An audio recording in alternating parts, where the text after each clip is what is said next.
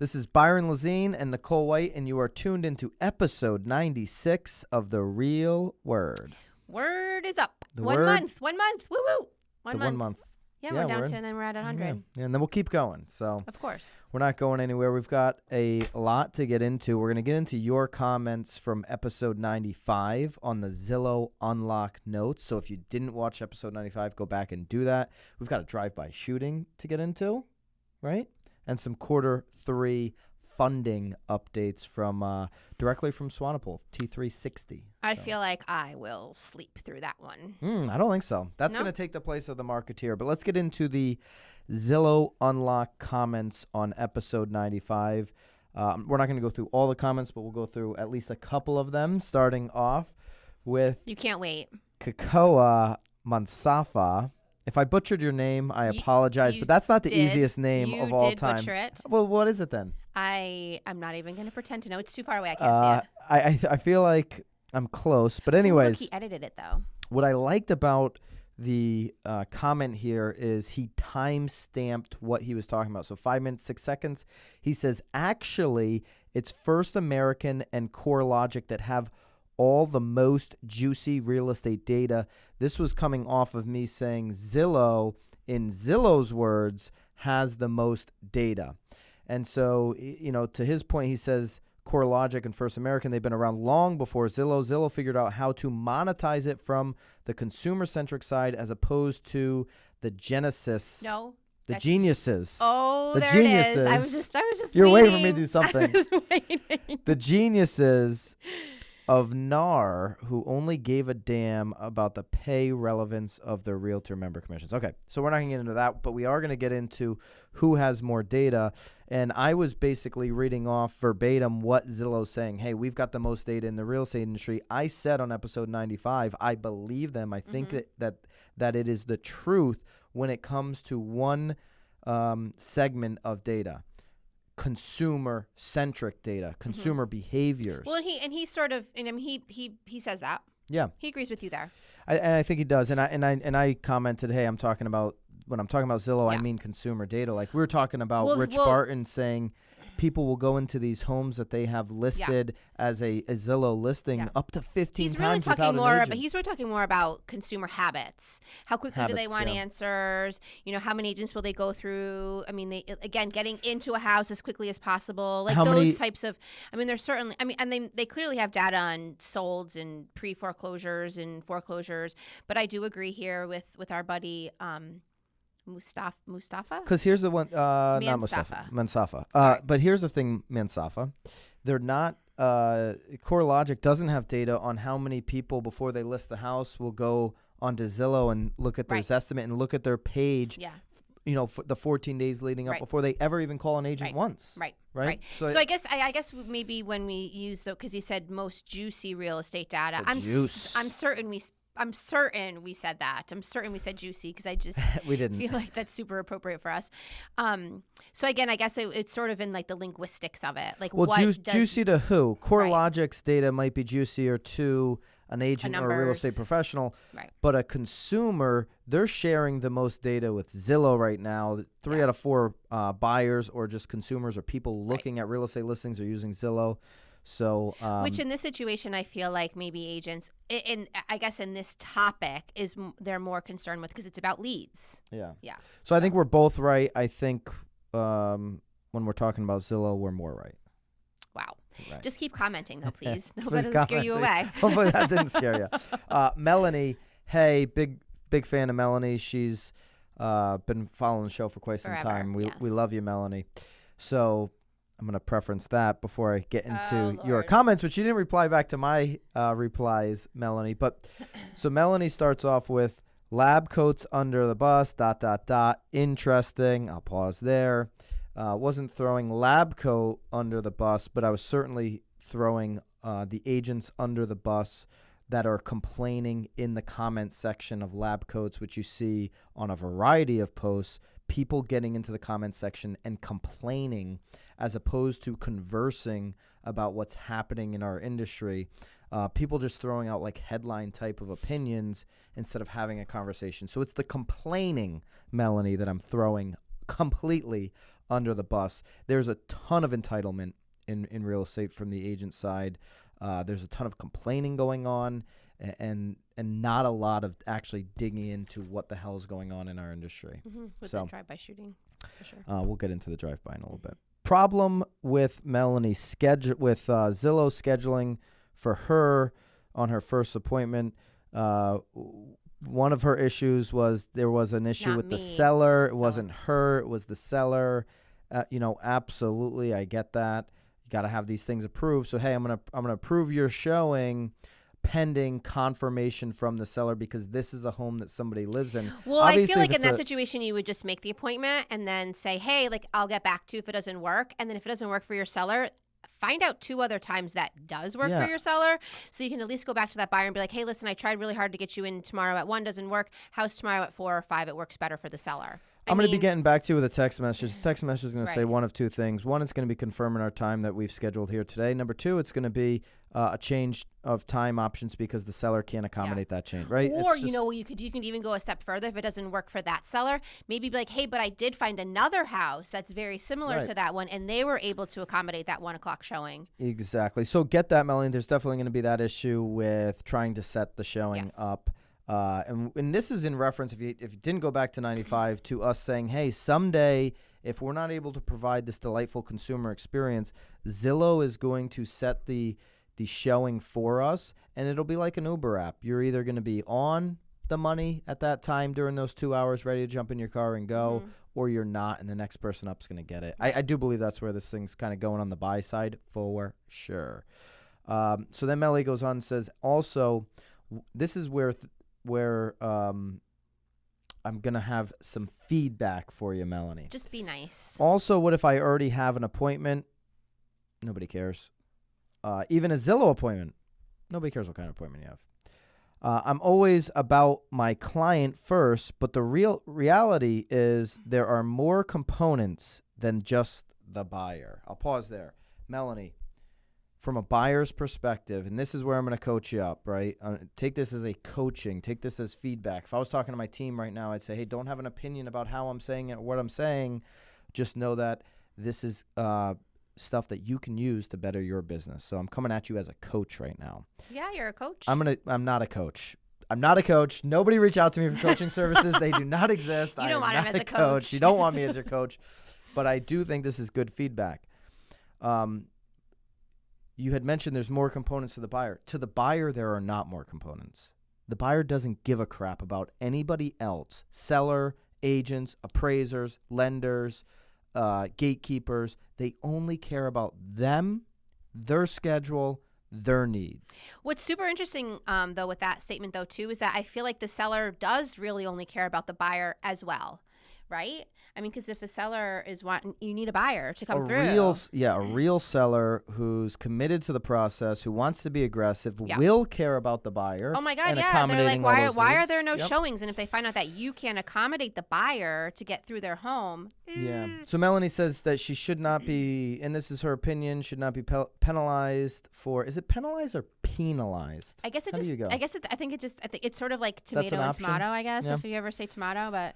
I always go with penalized. I like penalized. Yeah. I feel like I feel like it's like a I figured you would like that up, one. You know, having an open house until 4 p.m. Why should she be penalized? And then if say they want the appointment at 4, if she can't schedule it to 4:45, and she writes at the end, I want the appointment. Give me some room to work. No buyer out there is going to give you room to work. The industry, the consumer needs are not going to give individual agents room to adjust their schedule to what they want. This whole thing is over, guys. I'm telling you right now, buyers that call Zillow, as they continue to test, whether it's flex-based pricing or Zillow offers, people that call Zillow and want instant feedback, that want instant showings, are going to get it, and they're just going to find the people that can be in their car immediately and go show it to them, and they're going to skip over the people that want room.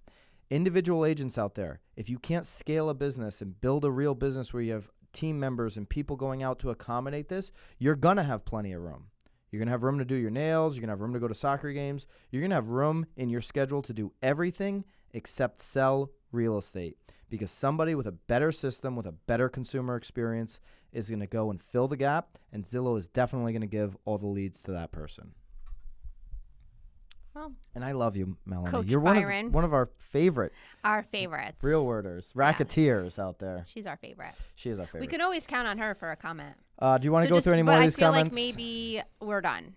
Melanie, it's been nice knowing you. No, I don't think that at all. I think, Melanie, I'd love for you to follow up. I'll dig into more of this on episode 97 if you want to reply to the comments. Shoot me a DM. We talk directly anyway. I do, but again, I will sort of help Melanie a little bit here though too, because you're the first one to tell our team to follow your calendar, to have a calendar, to set up a calendar, obviously to set up time for personal things. So I feel like part of it too, because there's many times that I've gotten Zillow calls. Luckily, it's on like a team rotary, and I know that I'm in my family time where I can't answer it, and I don't want to, and I know what I'm losing by not answering it. And you also have to be sort of okay like with that too. Yeah. And I think that that's okay. And I want to go back just a little bit, because people hear me say team. If you're not a team, you're going to lose. To me, a team is somebody who has 3 employees, maybe an individual agent. It's all of them. Maybe it's the Nicole White show, and she's got 3 full employees that are admins that are ready to, hey, just had the Zillow lead come in at 10:30. You need to go show them the property at 11. Like, you're an employee. Get in your car, like now. Well, nicely, like, please. Put the salad away and go. Like, let's rock and roll. You're on the clock. Like, I think there's a lot of ways. A Navy SEAL team, right? They call it a SEAL team, where you just have a small group of people that are all on the same page. A really industrialized team that's large numbers, and it's almost operating like a brokerage. Or it's just you having some assistants that are ready to go. I don't believe with what the consumer wants, with an Uber experience that they're going to get in real estate over the next 5 to 10 years, I don't think there's room for individual agents. I think there'll be room for them to get a small percentage of the deals in a certain market, do referral work, have a nice little amount of income coming in, not a business. All right, racket number 2. We're skipping Harry, but thank you for the comment, Harry. Harry's got a great comment. There's some other comments in there. You can go to episode 95 on YouTube and check some of those out. Just wanted to give a shout out. Definitely want to give a shout out to Harry, and I think Harry will be joining us on episode 100 somehow. We're going to make that happen. Going to racket number 2. And because we've been talking about this so much, iBuying, what is it creating? It's creating some of these homes that are sitting vacant.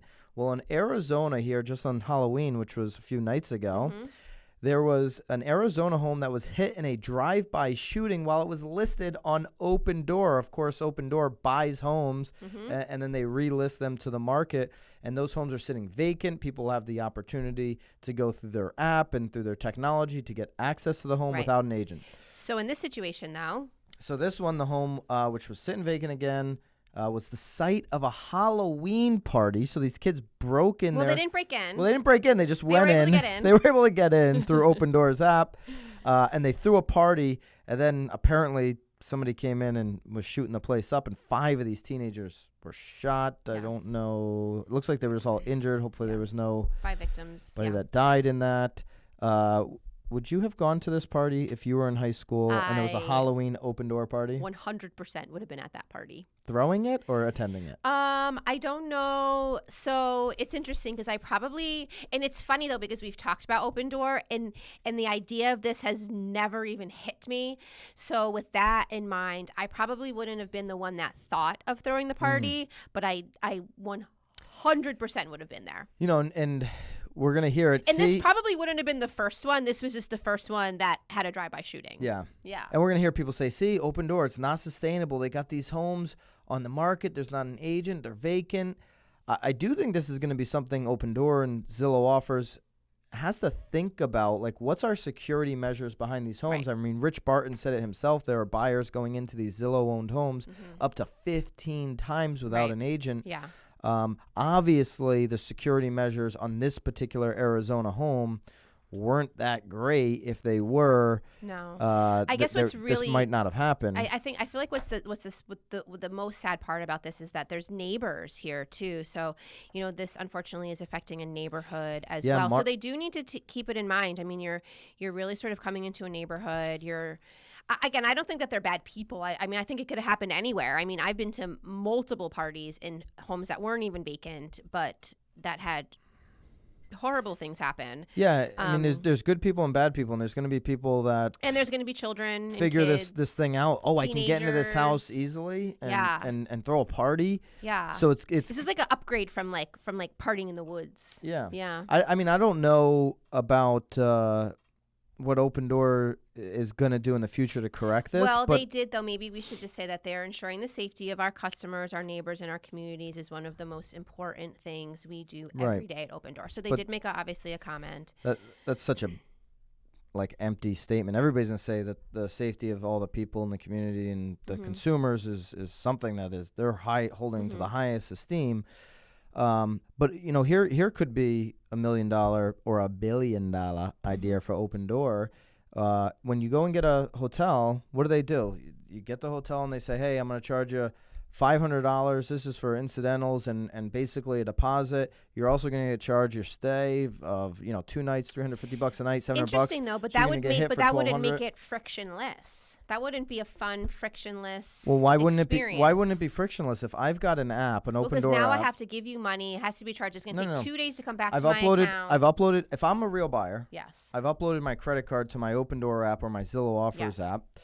So you're only charged if something happens? So I go into this house. Mm-hmm. I'm charged a $300 holding deposit or whatever it is, right? But if you're going in 15 times, that means your account is being charged 300 times. Think of how, and then it takes at least 24 hours. Am I going to go back? Like, there's ways to do this where you now can narrow this down to serious buyers and not a kid who doesn't have a credit card, right? Okay. The victims here, there was 18-year-old kids, 19-year-old kids. You didn't have a credit card where you could have gotten into this house. Well, I didn't, but I mean, there also weren't debit cards when I was 18, so. Right. I mean, not to say that an 18-year-old couldn't. Yeah. But I mean, I would spend $300 to throw a party.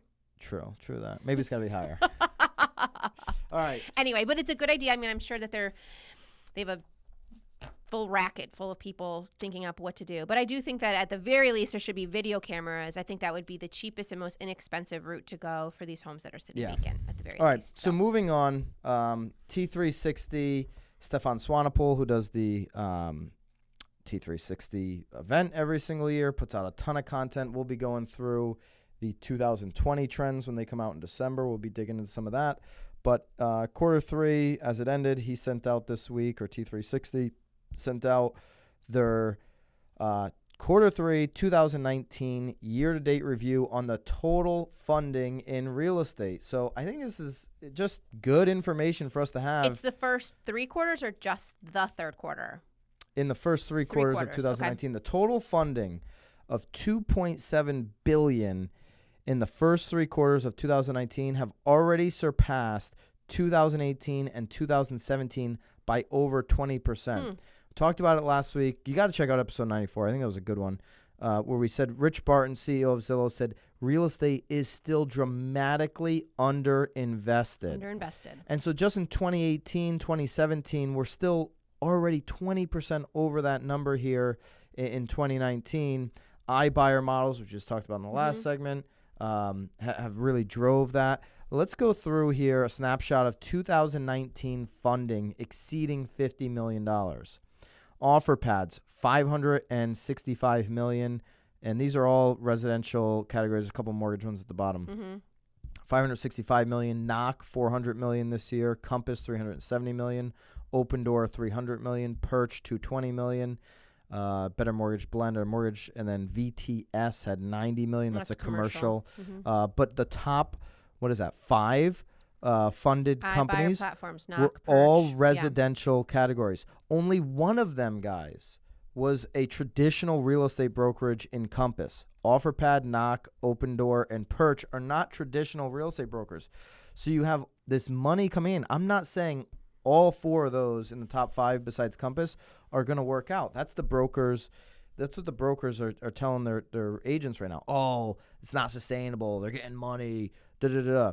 When you're spending $500 million a year like OfferPad, you've got the luxury of making some mistakes. You're going to figure some things out. This really highlights what we've been talking about on this show really since we started. Are you going to build a brand? Are you going to have the lead pillars in your local community that can support your name when there's all of these big money tech companies coming for your margin? Okay, if you're satisfied with going from 6 or 5 bananas down to a half a banana, and then just let it all happen. I don't like bananas. You don't like bananas. Cherries? Gumdrops? Gumdrops. You like gum, right? If you're satisfied with your gum getting pinched from 6 down to 1, then just don't pay attention to stuff. Let it happen. If you're not, know about this stuff. Read about it. Understand how much money's coming in. Look at what features are working. Take those features and then build a brand that speaks to your local community that can also offer these features locally. Or, you can even, if you're finding out that some of these things aren't working, educate your buyers, get out on your platform and start educating them as to why, you should be chosen over a Zillow or an Opendoor or what have you. So. Yeah, I mean, and you can see here, I don't know if you can see that little chart. We can put that chart up. Look at you with your paper. Put the chart up. Loving it. You can see in 2013, there wasn't a lot of money coming into this industry like there is today. 17, 18, and 19, just tons and tons of money coming into the system. And what's really interesting is that it's, again, mostly residential. You would think, I feel like. Yeah, residential all the money is in mortgage, but yeah. So, very interesting. All right. I'd love to dig into more of the Zillow stuff. It's going to be something we continue to talk about. If you didn't go see 95, you want to check out those comments or leave a comment here on episode 96. Maybe another angle. Maybe we're looking at things from the wrong perspective and you want us to look at it a different way. Put that in the comments and we'd be happy to follow up on it again. Or if you want Byron to be your real estate coach. No, that's actually that's not an option. But you can DM me or ask me anything you guys want. I'm always happy to help. All right, guys. Keep it real. Melanie, I love you. Bye, guys.